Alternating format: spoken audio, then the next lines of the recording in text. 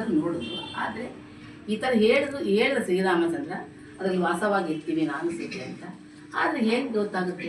ಜನರು ಆಡ್ಕೊಳ್ತಾರೆ. ಸಾಕ್ಷಿಯಾಗಿತ್ತು. ಅಲ್ಲಿ ನೆರೆದ ಪ್ರಜೆಗಳೆಲ್ಲ ಅಂದುಕೊಳ್ತಾರೆ, ಆದರೂ ಶ್ರೀರಾಮನ ಮಾತುಗಳು ನಿಜವೇ, ಎಲ್ಲಾದರೂ ಉಂಟೆ, ಅವನ ಹೃದಯದಲ್ಲಿ ತಾವು ಸ್ಥಿರವಾಗಿ ಇರ್ತಾರೆ, ಅವನ ಹೃದಯದಲ್ಲಿ ಇವರೀರುವರು ಸದಾ ವಾಸವಾಗಿರುವರೆ ಅಂತ ಕ್ವಶನ್ ಮಾಡ್ತಾರೆ. ಸದಾ ಇರ್ಲಿಕ್ಕೆ ಸಾಧ್ಯನಾ ಅಂತ ಜನರು ಅಂದ್ಕೊಳ್ತಾರೆ ಎಂಬ ಸಂದೇಹ ಜನರಲ್ಲಿ ತಕ್ಷಣವೇ ಹನುಮಂತನು ಆ ಸಂದೇಹ ಅವನಿಗೆ ಗೊತ್ತಾಯಿತು. ಆಗ ಹನುಮಂತ ಏನು ಮಾಡ್ತಾನೆ, ಜೈ ಶ್ರೀರಾಮ ಎಂದು ಜಯಕಾರ ಮಾಡಿ ದೀರ್ಘದಂಡ ಪ್ರಣಾಮವನ್ನು ರಾಮನಿಗೆ ಸಲ್ಲಿಸಿ ಜನಸ್ತೋಮವನ್ನು ಕುರಿತು, ನನ್ನ ಪ್ರಭುವನ್ನು ಅನುಮಾನಿಸಿದಿರ, ನನ್ನ ಪ್ರಭುವನ್ನು ನೀವೆಲ್ಲ ಅನುಮಾನಿಸ್ತಾ ಇದ್ದೀರಾ, ಆತನ ಮಾತಿಗೆ ಬೆಲೆ ಇಲ್ವಾ ಅಂತಂದ್ಬಿಟ್ಟು ಇಲ್ಲಿ ನೋಡಿ ನನ್ನ ಪ್ರಭು ಸೀತಾಮಾತೆಯೊಂದಿಗೆ ವಿರಾಜಮಾನವಾಗಿದ್ದಾರೆ ನನ್ನ ಹೃದಯದಲ್ಲಿ ಎದೆ ಬಗೆದು ಹನುಮಂತ ತೋರಿಸುತ್ತಾನೆ.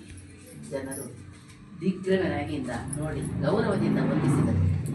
ಏಕಕಂಠದಿಂದ ಎಲ್ಲರೂ ಸೇರಿ ರಘುವಂಶ ತಿಲಕ, ಕೌಸಲ್ಯಾಭಿರಾಮ, ಏಕಪತ್ನಿ ವ್ರತಸ್ಥ, ಸೀತಾರಾಮ, ಭಾರ್ಗವರಾಮ, ಮರ್ಯಾದೆ ಪುರುಷೋತ್ತಮ, ಪಿತೃವಾಕ್ಯ ಪರಿಪಾಲಕ, ದುಷ್ಟ ಶಿಕ್ಷಕ, ಶಿಷ್ಟರಕ್ಷಕ, ಪಾಹಿಮಾಂ ಪಾಹಿಮಾಂ ಎಂದು ಎಲ್ಲರೂ ಈ ಘೋಷಣೆಯಿಂದ ಜಯಕಾರ ಮಾಡ್ತಾರೆ.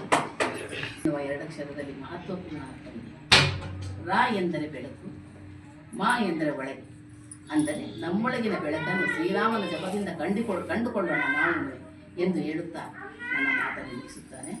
ಮತ್ತು ಇನ್ನೊಂದು ಕಡೆ ಬುಕ್ಕಲ್ಲಿದೆ, ಸೀತಾಮಾತೆ ಏನು ಮಾಡ್ತಾಳೆ, ಯಾರೂ ಇಲ್ಲ ಅಂತ ಹೇಳಿದಾಗ ಶ್ರೀರಾಮಚಂದ್ರ ತನ್ನ ಕೊರಳಲ್ಲಿ, ನನ್ನ ರೋಮ ರೋಮದಲ್ಲಿ ರಾಮ ಇದ್ದಾನೆ, ನನ್ನ ಹೃದಯದಲ್ಲಿ ರಾಮನು ಸೀತಾ ನೀವು ನೆಲೆಸಿದ್ದೀರಾ ಅಂತ ಅದರಲ್ಲಿ ಈ ಮಣಿಯಲ್ಲಿ ಏನಿದೆ ಅಂತ ಹುಡುಕ್ತಾ ಇದ್ದೀನಿ. ಶ್ರೀರಾಮಚಂದ್ರ ಸೀತಾಮಾತೆ ಶ್ರೀರಾಮಚಂದ್ರ ಇದ್ದಾರ ಅಂತ ಹೇಳ್ತಾರೆ. ಇದೊಂದು ನಿದರ್ಶನ, ಇದನ್ನು ಒಂದು ಕಡೆ ಬುಕ್ಕಲ್ಲಿದೆ ಹೇಳ್ತಾ ನಾನು ಕೆಲವು